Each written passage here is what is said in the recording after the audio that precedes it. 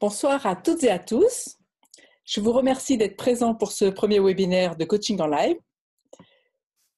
Je vais aujourd'hui animer seul ce webinaire, faire une sorte de monologue pour préserver votre identité et en même temps vous aider à vous poser les bonnes questions sur les problématiques que vous m'avez exprimées.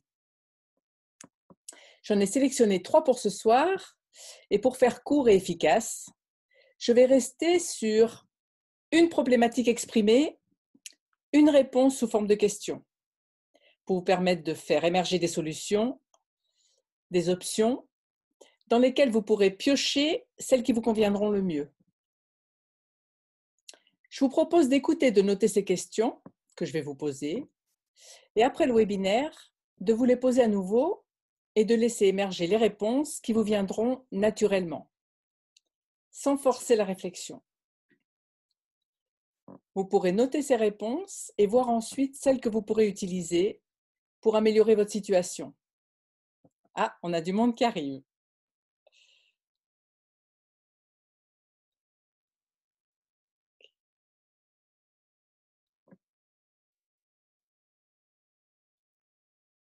Voilà, on a un autre participant. Bienvenue. Voilà. On continue. Une question, une problématique exprimée par un homme nous est venue. Je vais l'appeler G.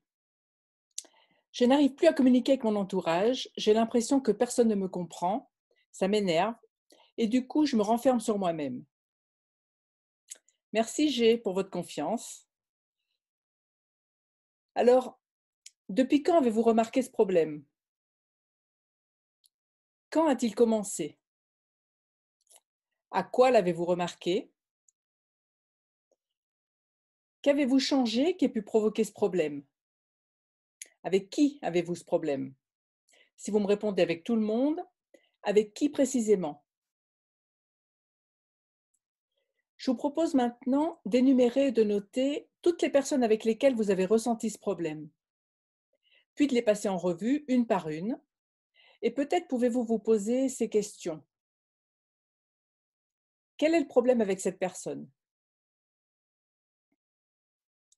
Que ressentez-vous lorsque vous vous rendez compte que l'on ne vous comprend pas? Quelle émotion ressentez-vous?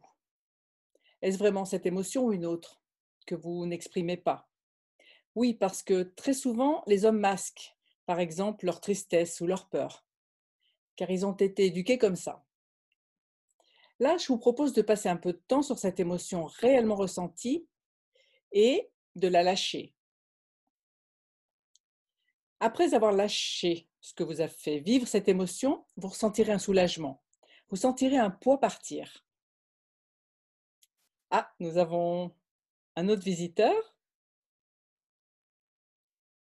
Voilà, je l'accepte. Bienvenue. On continue.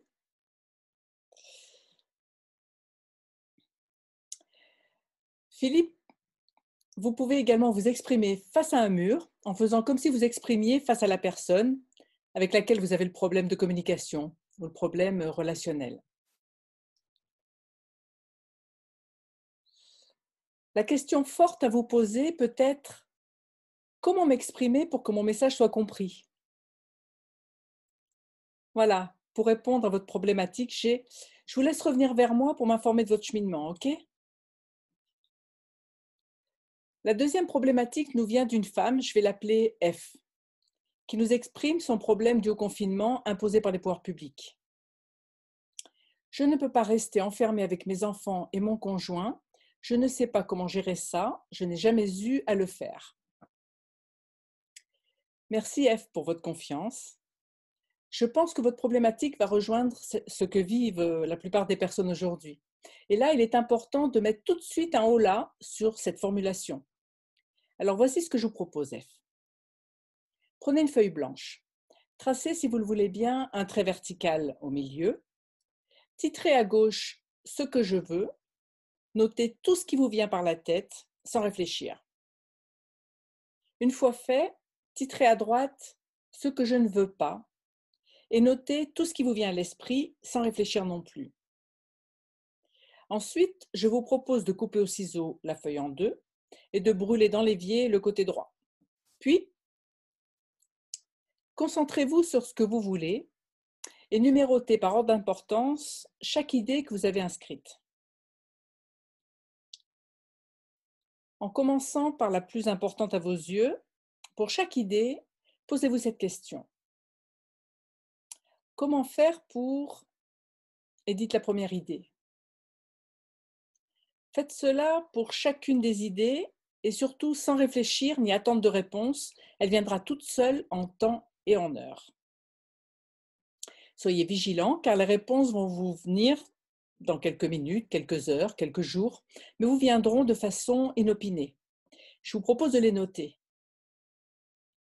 Puis, autre question que vous pouvez vous poser, à partir de maintenant, qu'est-ce que je vais mettre en place pour que mon confinement me soit bénéfique? Ou qu'est-ce que je peux faire pour rendre ce moment agréable et productif pour moi et ma famille? La bonne question, c'est celle qui entraîne l'action. Vous pouvez faire cet exercice à votre conjoint, vos enfants, s'ils sont un peu grands, et le transmettre à qui vous le souhaitez. Qu'attendez-vous des membres de votre famille? Dites-le leur en parlant de vous. Par exemple, j'aimerais que, ou bien, ça me ferait plaisir que, voilà, ce que je peux vous apporter ce soir. Tenez-moi informé également de l'évolution de votre situation si vous le voulez bien. Merci pour votre contribution. Nous avons maintenant un homme, N, qui nous parle d'un problème de communication au travail. Dans mon entreprise, il y a une ambiance atroce. Je n'aime pas mes collègues, mon patron se fout de tout, j'ai mal au ventre le matin à l'idée d'aller travailler. Ok, là, très vite, il faut changer de filtre pour retrouver une psychologie positive. Comment faire? Voyons. Peut-être pouvez-vous vous poser ces quelques questions en étant honnête avec vous-même. Qu'est-ce qui me plaît dans mon travail? Comment est-ce que j'aimerais que soit l'ambiance, mes collègues, mon patron?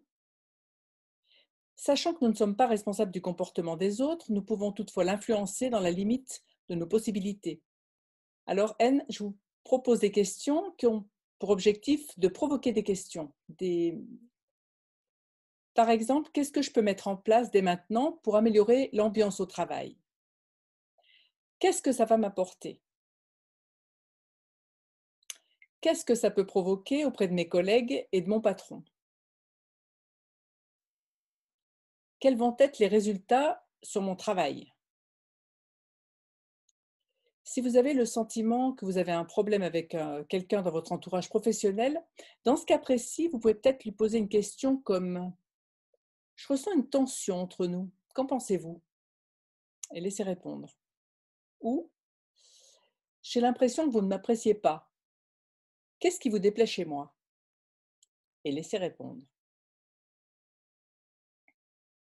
Attendre une réponse, même si elle tarde, parce qu'elle viendra. Avec ça, que pouvez-vous changer pour améliorer la situation? Après, N, concernant les maux de ventre, avant d'aller au travail, vous pouvez vous poser ce type de questions. De quoi ai-je peur au point de me créer des maux de ventre? Qu'est-ce que je dois exprimer à mes collègues, à mon patron, qui me permettent de me débarrasser de ces maux de ventre? Par rapport à mon patron se fout de tout, qu'est-ce qui vous fait penser cela? Comment pouvez-vous lui dire que vous avez l'impression qu'il semble détaché de ce qui se passe au sein de son entreprise? Toutes ces questions vont générer des actions. On les appelle des questions en toile de fond. Elles mettent votre cerveau au travail pour apporter la réponse qui vous correspond. Elles ne demandent aucune réflexion. Voilà. J'espère que ce soir, vous avez accueilli des clés qu'elles vous permettront de progresser dans vos problématiques. Si ce webinaire vous a plu et que vous souhaitez en savoir davantage sur les bénéfices que vous pourriez retirer d'un coaching en croissance humaine, Si vous souhaitiez gagner en confiance et en leadership pour optimiser vos compétences en relations humaines et communication, je vous propose de postuler pour une séance découverte gratuite à l'adresse ci-dessous. Cette séance vous permettra de clarifier vos besoins tout en prenant conscience de ce qui vous freine actuellement, puis de définir votre demande pour éventuellement envisager de passer à l'action et d'entrer dans le cercle très fermé des gagnants. Ce pas à franchir est comme un pont suspendu dont la seule manière de le franchir sans peur est de regarder droit devant vous. Voilà où se situe mon métier. Je suis là pour vous aider à vous libérer de vos freins, de vos blocages et à vous injecter une bonne dose de courage pour aller vers cet avenir prometteur qui vous tend les bras. Vous en êtes là. À vous de choisir d'avancer et de gagner en confiance, en estime de vous, en affirmation de votre être, ou de rester à la place confortable mais peut-être insatisfaisante où vous êtes aujourd'hui.